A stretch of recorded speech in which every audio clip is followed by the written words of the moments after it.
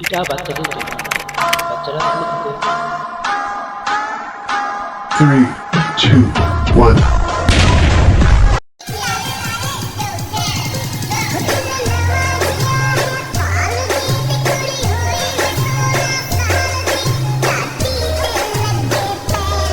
তো কি অবস্থা তোমাদের? এই ভিডিওটা দেখার পর কিছু মানুষের পুরুষত্ব জেগে উঠেছে আর কিছু মানুষের মানবতা।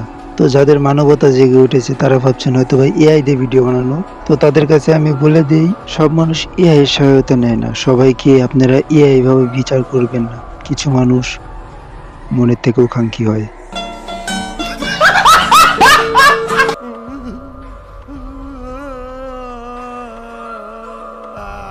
কি ভাবছেন এইটা বলবো? হ্যাঁ, আমি এটাই বলবো।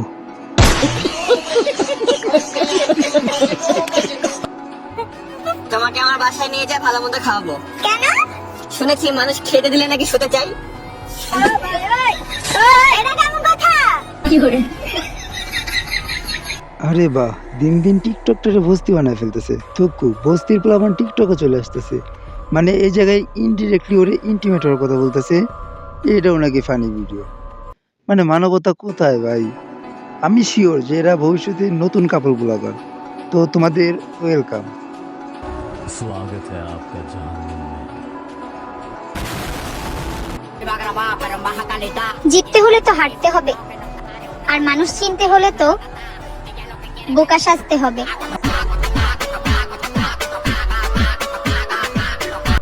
ও আচ্ছা, সাপোজ তোর হাতে একটা গান, আমার হাতে একটা গান। আমার গানটা তোর কপাল বরাবর, তোর গানটা আমার কপাল বরাবর।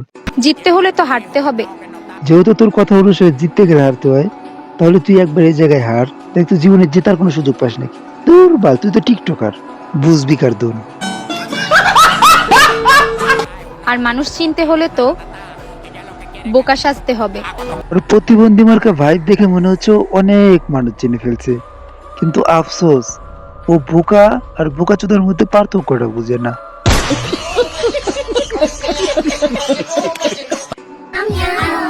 1, 2, 3, 4, 5, 6, 7, 8, 9, 10, 11, 12, 13, 14, 15, 16, 17। এই অশুভ সময়ে ফ্যালকন আর্টিস্টের পক্ষ থেকে আপনাদের সাথে আছে আমি। ওই দেখ, আবার নাম শোনার অপেক্ষায় থাকে। বললামই তো আমি। নতুন ভাইরাল একটি গানের মাধ্যমে 17টি ললিপপ চেয়ে বিশ্ব রেকর্ড গড়লেন বাংলাদেশি এক তরুণী, রাসেল ভাইপারের বোন সাথী ভাইপার। গতকাল মধ্যরাত থেকে বাংলাদেশের আনাচে কানাচে, অলিতে গলিতে, রাস্তাঘাটে, বিভিন্ন চায়ের দোকানে, বিড়ির আসরে, গাজার আসরে, মদের আসরে, জুয়ার আসরে, সব জায়গায় একই সমালোচনা। 17টা ললিপপ সে একসাথে কি করবে? লাখো মানুষ নেমে এসেছে রাজপথে, সকলের একই দাবি, 17টা ললিপপ সে কোন জায়গায় রাখবে? তার তো মুখ একটা। এতক্ষণ দেখলেন সংবাদ শিরোনাম, সঙ্গে ছিলাম আমি ফ্রম আইসল্যান্ড। বিস্তারিত কমেন্ট বক্সে।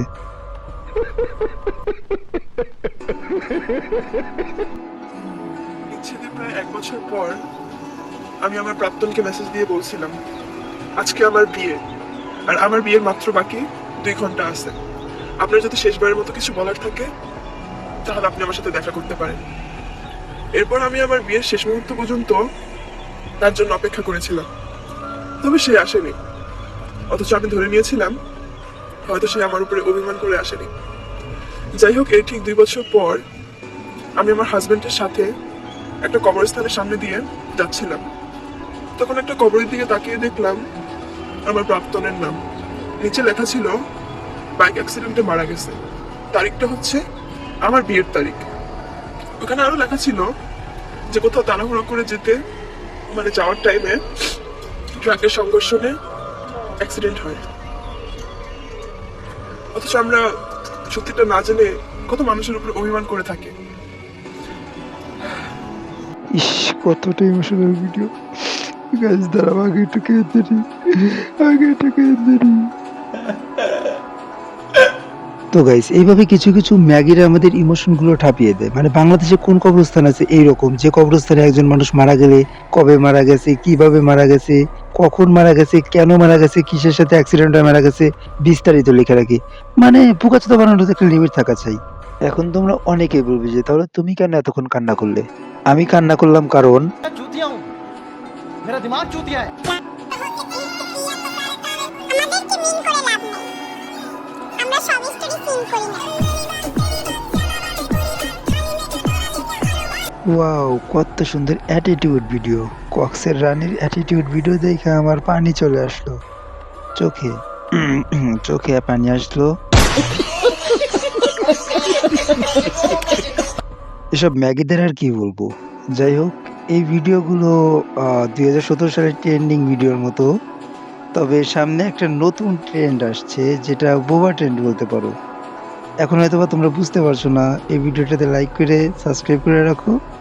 অল্প কিছুদিনের মধ্যে বোবা ট্রেন্ডের ভিডিওগুলো পেয়ে যাবা। क्या हुआ? चलो यार, अब गरीबों में मिठाई बंटवाओ। তো গাইস, আজকে আর কিছু বলতে ইচ্ছা করছে না। মন চাইলে সাপোর্ট করতে পারো।